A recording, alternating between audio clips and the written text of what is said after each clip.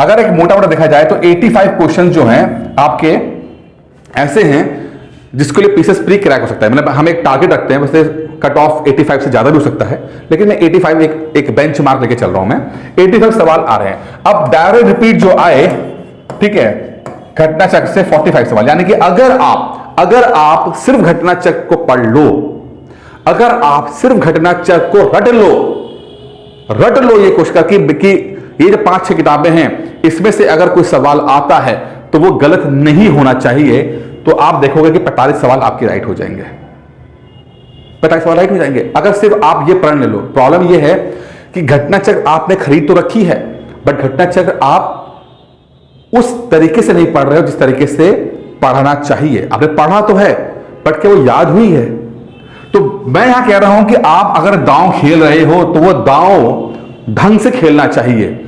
अगर आप किसी स्ट्रैटेजी को फॉलो कर रहे हो तो स्ट्रैटेजी पूरी तरीके से फॉलो करनी चाहिए। यानी कि अगर आप रिपीट सवाल पे जा रहे हो तो फिर आपको अपने आप से कसम खानी है कि एक भी सवाल अगर घटना चक्र का आया होगा तो वो छूटना नहीं चाहिए।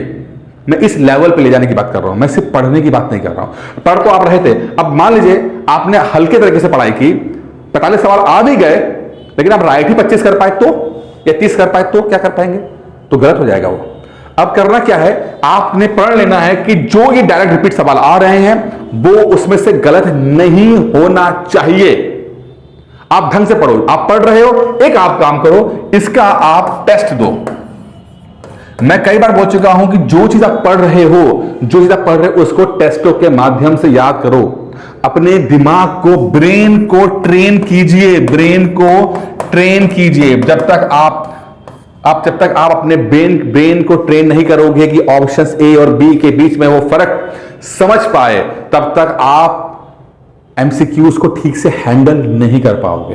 तो ब्रेन को ट्रेन कीजिए। आप घटना चक्र पढ़ो, घटना चक्र पढ़ के टेस्ट देने की कोशिश कीजिए, मॉक टेस्ट दीजिए। आप जितना हो सके दीजिए। मॉक टेस्ट के लिए मैं एक टेस्ट सीरीज चला रहा हूं, उस टेस्ट सीरीज को आप ले सकते हैं, चाहे तो खुद भी पढ़ सकते हैं, लेकिन स्पेशली टेस्ट सीरीज को मैंने घटना चक्र और उसके आसपास रखा है, एनसीईआरटी घटना चक्र, जिससे कि आप बेहतर तरीके से इस 50 दिन के अंदर कुछ परफॉर्म कर पाओ। इस टेस्ट सीरीज को ले लीजिएगा। इसमें लगभग 250 छोटे बड़े टेस्ट जाएंगे और इसकी फीस भी मैंने बहुत कम रखी है, मात्र 4999। और इसके लिए आप चाहें तो इस नंबर पे कॉल करके बात कर सकते हैं। अब ज्यादा समय बचा नहीं है। जो भी पढ़ रहे हो उसको याद रखने की कोशिश कीजिए। अब हमने बोला कि भाई 45 सवाल हम घटना चक्र पढ़ लेंगे, चलिए ठीक है, लेकिन 45 से तो सिलेक्शन होगा नहीं, क्योंकि कट ऑफ तो 85 पे जाती है। अब यहां पे सेकंड चीज आती है, वो है करंट अफेयर्स। मान के चलिए 40 से 45 सवाल करंट अफेयर्स के आते हैं। इसमें विद इकोनॉमी मिल जाती है, विद इकोनॉमी, ठीक है। तो अब इसमें मैं एक जो टारगेट लेके चलता हूं, मैं 30 सवाल लेके चलता हूं। मुझे पता है करंट अफेयर्स इतना बड़ा टॉपिक है कि 100% इसमें स्कोर करना इम्पॉसिबल है।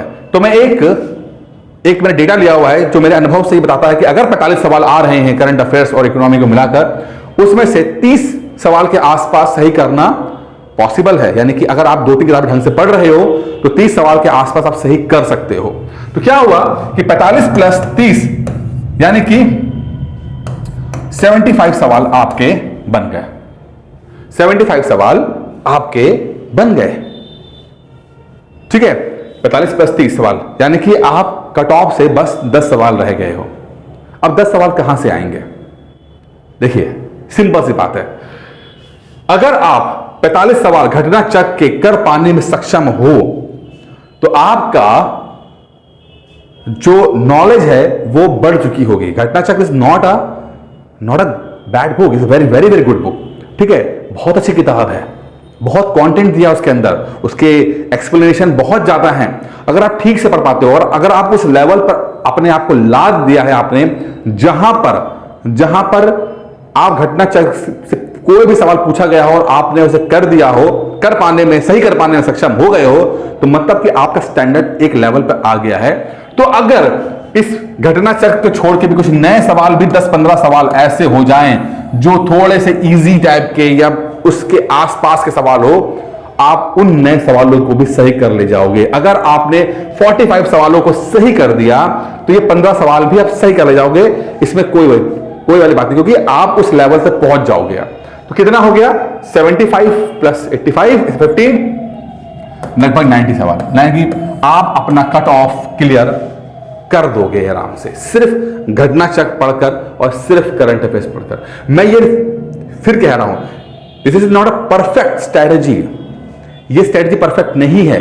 अगर कोई व्यक्ति 2024 की तैयारी कर रहा है तो मैं कभी भी रेकमेंड नहीं करूंगा कि इस तरह से पढ़ा जाए, क्योंकि 24 के लिए भी समय बाकी है, समय बाकी है उसके लिए अलग स्ट्रैटेजी होगी, उसके लिए पूरा स्टैंडर्ड किताबें पढ़नी पड़ेंगी, तब जाके आप आइए। लेकिन फिर से मैं कहूंगा, गौतम बुद्ध ने कहा कि कोई भी चीज, धर्म जो अभी सही है वो अगली अलग परिस्थिति में अलग तरीके से हो जाता है। इस तरह से कोई भी स्ट्रैटेजी परफेक्ट नहीं है, टाइम के हिसाब से उन स्ट्रैटेजीज को फॉलो करना पड़ता है। मैं अभी जो बात कर रहा हूं वो 2023 प्री की बात कर रहा हूं, 50 दिन बाकी हैं, समय आपके पास कम है, उस कम समय में क्या किया जाए? या तो आप जो आपके मन में फीलिंग आ रखी है कि छोड़ दो, अगली बार देखेंगे, उस पर जाया जाए, या ट्राई किया जाए कि भाई चलो कुछ तो करते हैं। तो कुछ तो करते हैं तो मैं घटना चक्र की जो किताबें हैं उसको बेस बनाकर प्लस करंट अफेयर्स को बनाकर हम पीसीएस प्री स्टिल 50 दिन के अंदर भी क्रैक कर सकते हैं। यकीन मानिए, बस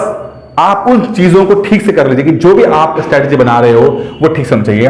इसमें टेस्ट सीरीज आपका बहुत इंपॉर्टेंट रोल प्ले करेगी, क्योंकि चीजें आप जो पढ़ोगे उसे याद रखना भी बहुत जरूरी है। ऐसा ना हो कि आया राम और गया राम हो जाए, यानी कि आप पढ़ते जाओ और भूलते जाओ, ऐसा नहीं होना चाहिए। आप ठीक से पढ़िए, हिम्मत रखिए, डरिए नहीं। मन में जो बहुत डर है आपके, उसका सामना कीजिए। एक बार आप सामना कर लोगे, यकीन मानिए, जब इस डर के बाहर आप निकल के आओगे ना, तो आप अलग ही इंसान के रूप में अपने आप को पाओगे। और सिर्फ ये बात पीसीएस के एग्जाम तक नहीं सीमित रहेगी, जीवन में भी आपको ये बहुत बहुत हेल्प करेगा, क्योंकि यही सबसे बड़ा डर है। असफलता का डर ही सबसे बड़ा डर होता है। अगर आपने उसको जीत लिया तो आपने सब कुछ जीत लिया। दोस्तों, इस वीडियो में इतना ही था। उम्मीद करता हूं वीडियो पसंद आया होगा। धन्यवाद।